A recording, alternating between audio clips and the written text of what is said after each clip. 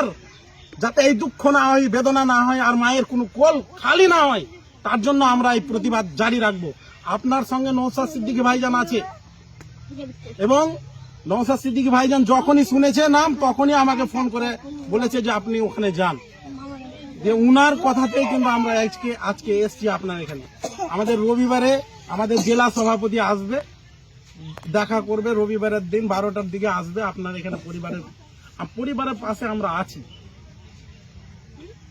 যাতে করে কোনো বাবার এরকম দুঃখ বেদনা না হয়। একটাই ছেলে ছিল, সন্তান, সেই সন্তান আজকে চলে যেতে হলো।